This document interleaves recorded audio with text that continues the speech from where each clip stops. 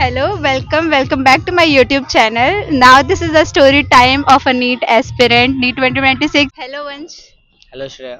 welcome. Thank you. तो आपने 12th कब करी थी? मैंने ईयर 2023 में की थी। एक्सपेक्टेड स्कोर क्या है? मेरा 640 था। और रीनीट में रीनीट मेरे 585 आए हैं। इस बार की रैंक क्या है? मेरी 15,820 है। तो क्या सोचा है कौन सा कॉलेज लेना है? ट्राई करता हूँ बेस्ट से बेस्ट मेडिकल कॉलेज के लिए, वरना एसएन मेडिकल कॉलेज आगरा। तो लास्ट ईयर की कट ऑफ वगैरह देख ली कि इतने में मिलता है या फिर हाँ, मिल जाएगा, मुझे यकीन है। और कोई टॉप कॉलेज के बारे में नहीं सोचा है? जीएसबीएम कानपुर वो थोड़ा डिफिकल्ट है, पर चांसेस हैं उसके भी। एज वी नो कि वंश ने partial drop government college BMS के साथ प्रिपेयर किया और 585 स्कोर किया, तो let's know how he manage everything.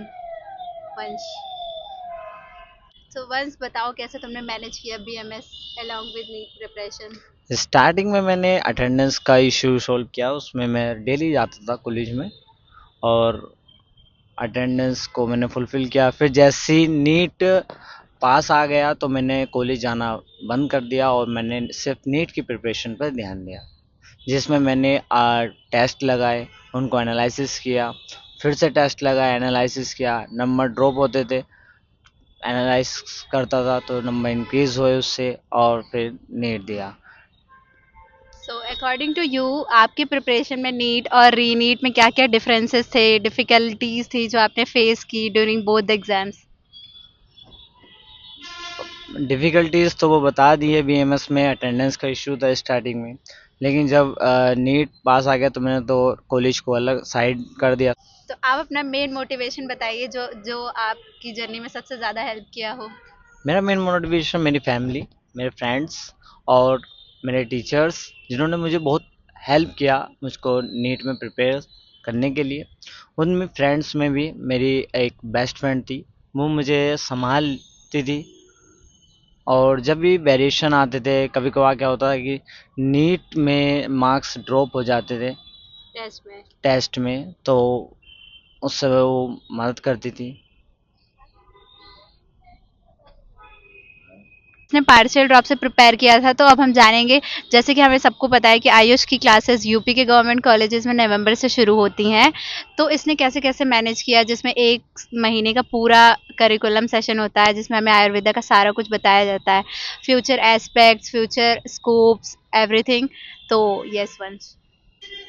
मैंने स्टार्टिंग में, जैसे मैंने किया था, मैं अपनी जर्नी बता रहा हूँ। मैंने नवंबर दिसंबर में मैंने अटेंडेंस अपनी फुलफिल की।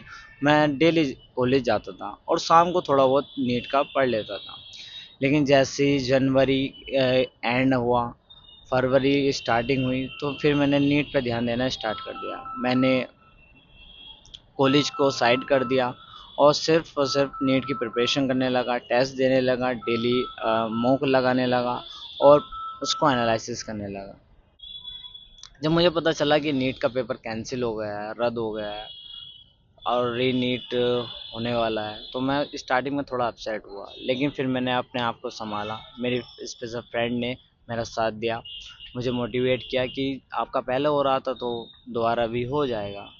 फिर मैंने फिर से टेस्ट दिए, टेस्ट को एनालिसिस किया। तो वंश, फ्यूचर एस्पिरेंट्स के लिए आप एज अ मोटिवेशन कुछ बोलना चाहेंगे?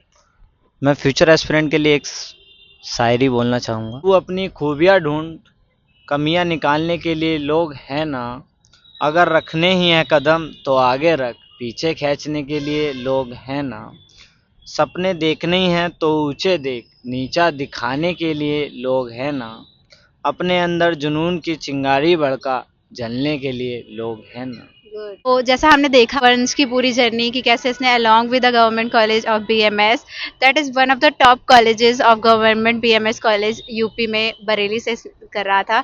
तो अगर ये कर सकता है तो आप भी कर सकते हैं। पार्शियल ड्रॉप कोई बड़ी चीज़ नहीं होती है, बस करने वाले की होती है।